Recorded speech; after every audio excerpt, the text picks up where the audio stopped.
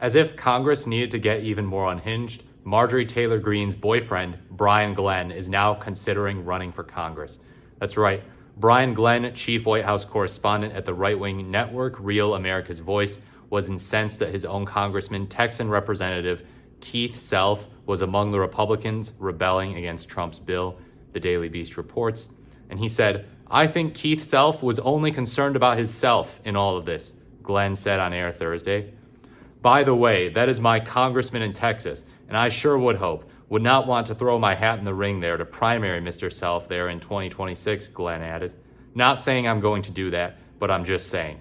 Of course he's mad that he didn't vote for the big, beautiful bill. You need to fall in line 100% of the time for these guys. Like, you need to bootlick Trump. And it doesn't matter that, by the way, Keith Self is a 2020 election denier. That's not enough for him. He's not enough of a Trump cultist, apparently. You need to give it 100%, not 99.6% or whatever he's at. So he was cut off by host Gina Loudon, who interjected, "Did we just hear an announcement? Listen to that." And then Glenn, who appeared flustered, paused for a few moments before walking back his threat. "I'm just saying I would want him to represent the people of House District 3. Yeah, that's not what the big, beautiful bill is doing. It's not representing these people well." Wow, for a hot minute there last night, I thought I'd be forced to run in Texas District 3 and challenge Keith Self after his initial no vote on the Build Back Better bill, he wrote on X soon after. "I wonder if I would get any significant endorsements," he added, seemingly gesturing to Trump and Greene.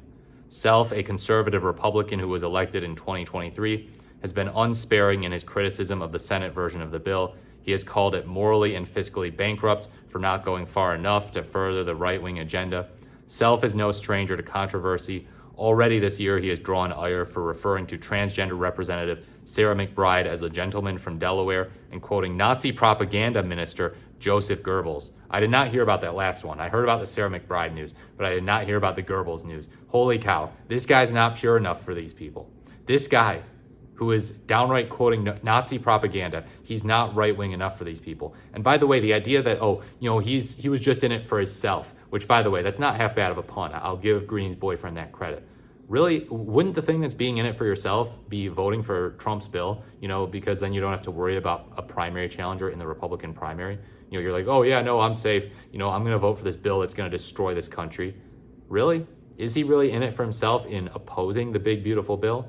Most of the Republicans just fell in line because they're afraid of Trump. They're in it for themselves. People like Rand Paul and Thomas Massie, at least, are like, I will not just fall in line behind Donald Trump. It's not going to work that way. It's not what I was elected to Congress to do. So although Glenn fumed about the Republican representatives who were defying Trump by opposing the bill, his girlfriend, Marjorie, aired her own grievances about it just a few weeks ago. Yeah, Marjorie Taylor Greene was criticizing it for its stance on AI regulation. So actually, maybe Brian Glenn, here's an idea. You should primary Marjorie Taylor Greene for criticizing it. She did vote for it, by the way. She ended up voting for it, and then she read what was in it and was like, oh no, this isn't that great. It has bad things in it. I want to see Marjorie Taylor Greene and her boyfriend fight in a primary.